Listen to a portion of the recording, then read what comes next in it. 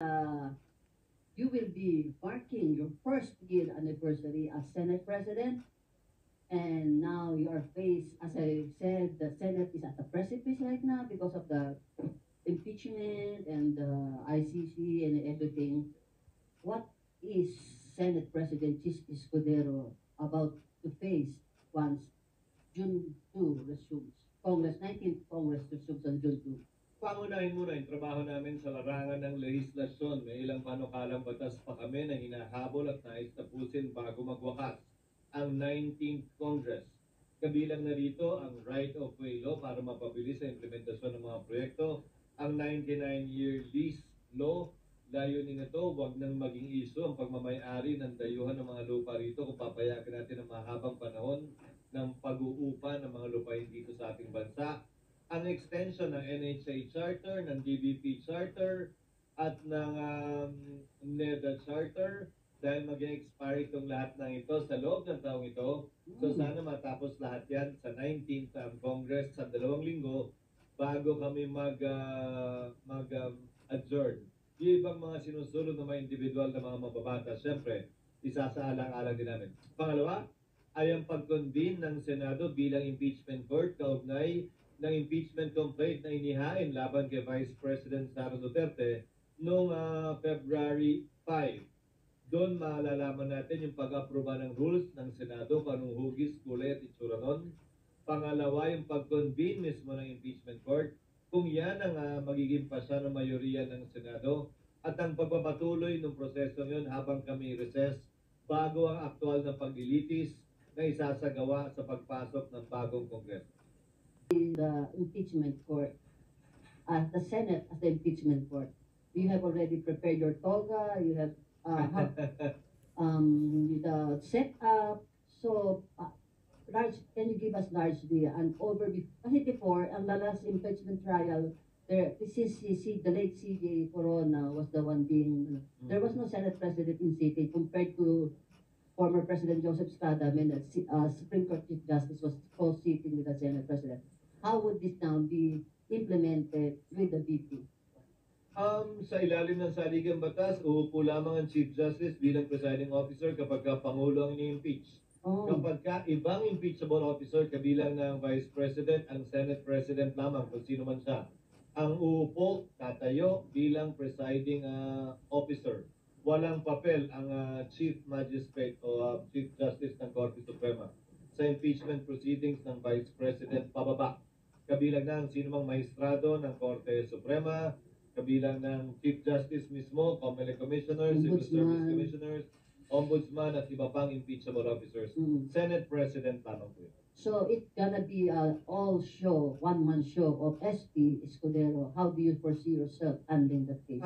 Nag-aaral ng rules on evidence, ng rules on criminal and civil procedure. Yun ang ginagawa ko ngayon recess. Bagaman abogado ko, mas mabuti nang magsanay muli at patalasin muli yung mga kaalaman kaugnay sa bagay na yan.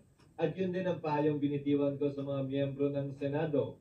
At gayon din ang prosecution panel. Bagaman mga abogado sila, lalo na kung hindi sila abogado, mas magandang magsanay, mag-aral at mag-review muli. Mahaba pa naman yung panahon para makapag-review. And speaking of the House Prosecution Panel, they sent a letter to you and you already responded to that. We haven't responded to that. Sa media lang. So what is, have you officially responded to the request to start the impeachment process? We will answer it formally. Pero dahil tinanong mo ako verbally, I will respond verbally. Si Congressman Nonoy Libana naman, magkasabay kami sa Kongreso pumasok noon. Hindi na para sa akin ituro sa kanya ang pagkakaiba ng pagkakaroon ng sesyon at pagkakaroon ng recess. Dahil isa rin ako sa sumulat nung ako'y unang kongresista pa lamang ng rules ng Kamara. Tulad lamang yan ng Senado. Otorisado ang Kamara. Nagka-quadcom, tricom at kung ilang com nga sila na hearing sa House bagaman recess, ganun din kami. Kahit walang sesyon. Walang kinalaman yun sa pwede at hindi namin pwedeng gawin kapag may sesyon. To answer him directly and in advance. Kapag may sesyon ang Senado, doon lamang pwedeng magpresenta sila ng articles of impeachment at doon lamang din pwedeng i-convene ang impeachment court sa pamamagitan ng pagsusumpa ng mga miyembro ng Senado. That can only be done when Congress is in session. Hindi yan pwedeng gawin habang recess. At klaro ang pagkakaiba nung dalawang yon sa pag-conduct ng hearing ng Senado. Hindi na kailangan i-memorize yan. Ika nga, at alam na dapat din yan. But kung nagkakaliks-tenix siya, sige, sasagutin namin. In due course, we will answer his letter. Although I think he already knows the answer. Siguro pagkakataon din yun para mag-enter sila ng appearance sa Senado, which we welcome. In so many words, you are saying to fellow lawyer, fellow lawmaker, study first your rules, the same way you told Makabayan Black, On page 2 of the very motion they filed, page 2. they quoted the rules of the Senate that said, after the presentation of the articles of impeachment and once the court is convened, the writ of summons shall be issued. Kinot pa nga nila eh. So ang tanong ko, na-present na ba nila yung articles of impeachment in plenary? Na-convene na ba yung court? Hindi pa naman eh. Hindi pa rin pwede yung writ of summons. Ngayon, kung gusto nila makipagdebate, huling payo na lamang siguro, natutunan ko, bata pa lamang ako, sa kakamadali, minsan lalong nagtatagal. Baka mamaya binibigyan lamang nila ng dagdag na rason at armas ang nasasakdal, ang dinedemanda nila, ang ini-impeach nila para questionin yung proseso sa Korte Suprema. I would rather be more prudent and more closely faithful to what the law provides than go through these experimental procedures that they would want us to do at this point in time.